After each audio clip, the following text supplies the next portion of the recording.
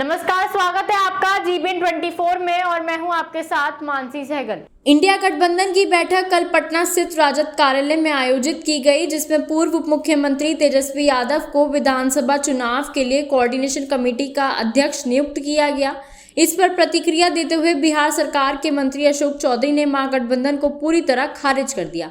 अशोक चौधरी ने साफ तौर पर कहा कि महागठबंधन में क्या हो रहा है इसमें उन्हें कोई दिलचस्पी नहीं है। उन्हें केवल इस बात से मतलब है कि एनडीए क्या कर रही है और मुख्यमंत्री नीतीश कुमार की क्या उपलब्धियां हैं, जिन्हें लेकर जनता के बीच जाना। उन्होंने महागठबंधन को रिजेक्टेड लोगों का समूह बताया। बिहार में बढ़ते अपराध को लेकर महागठबंधन द्वारा उठाए गए सवालों पर उन्होंने पलटवार करते हुए कहा कि उन्हें अपने गिरेबान में झांकना चाहिए।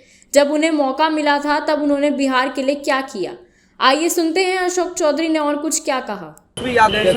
नेता न चुना गया है, गठबंधन की बैठक हुई है ना, और गठबंधन में उनको कोऑर्डिनेटर बनाया गया है। इसके पहले जो एनडीए की बैठक हुई थी पार्लियामेंट चुनाव के पहले, उस समय भी किसी को बनाया गया था कोऑर्डिनेटर, और कोऑर्डिनेशन में उसको प्रधानमंत्री का चेहरा न बनाया गया था। तो वही बात यहाँ पर भी है। वो तो सिर्फ एक लॉलीपॉप दिया गया है एनडीए में। इन लोगों में एकता कहाँ है? सब लोग चाह रहे हैं कि हम चीफ मिनिस्टर का चेहरा होवे, हम प्राइम मिनिस्टर का चेहरा होवे। लड़ाई यहाँ है, वेस्टेड इंटरेस्ट है। और हम लोगों का एनडीए में सत्ता की लड़ाई नहीं है, कुर्सी की लड़ाई नहीं है, विकास की लड़ाई है कि हम कैसे विकास ज़्यादा से ज़्यादा करें। पश्चिम बंगाल में जो हो रहा है, पश्चिम बंगाल में कांग्रेस के प्रभारी, एक बोलिए ना। कांग्रेस के प्रभारी जो है बिहार के, कल उनसे लाख पूछते रह गए कि तेजस्वी जी क्या मुख्यमंत्री के चेहरा होंगे, लेकिन उन्होंने साफ करने से इनकार कर दिया। पहली बुझारत हुआ ही नहीं है तो उससे सहमति बनी ही नहीं है, कैसे बनेंगे लोग? और हम समझते हैं कि हजार खाली पुलाव बनाते रहे लोग, एनडी में इनको नेता मानेंगे लोग नहीं, ऐसा हमको विश्वास है। पश्चिम बंगाल में जो हुआ है सर, कैसे देख रहे हैं? पश्चिम बंगाल में वहाँ के राज्य सरकार का फेल्यूर है। लॉ एंड ऑर्डर राज्य सरकार की होती है। उनके बॉर्डर से अगर कोई पार करता है तो उसको देखना चाहिए, और कहीं कोई घटना घटी तो उस पर त्वरित एक्शन लेना चाहिए।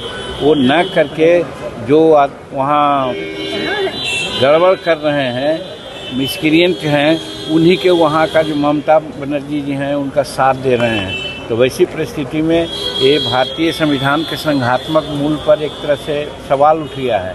और वैसी परिस्थिति में केंद्र सरकार की पैनी नज़र पड़नी चाहिए कि कोई राज्य किसी भी प्रकार से भारत का जो कानून बनता है उसके खिलाफ कैसे जा सकता है। अगर जाएगा तो उस पर कार्रवाई होगी, ऐसा मैं समझता हूँ कि केंद्र को डिसीजन लेना चाहिए। और जो कुछ वहाँ हो रहा है सब ममता बनर्जी के सर पर हो रहा है। एनडीए में संतुष्टि का राज्य में हिंदुस्तानी आवाम मोर्चा यानी कि आपकी पार्टी कितनी सीटों पर तैयारी कर रही है सर? हम लोग एनडीए के लोग पूरी सीट पर लड़ेंगे, मुस्तैदी के साथ लड़ेंगे। कौन कहाँ लड़ेगा ये डिसीजन हम लोग एक साथ बैठ के करेंगे। तो अभी के लिए इतना है। ऐसी और तमाम खबरें जानने के लिए देखते रहिए जीबीएन 24।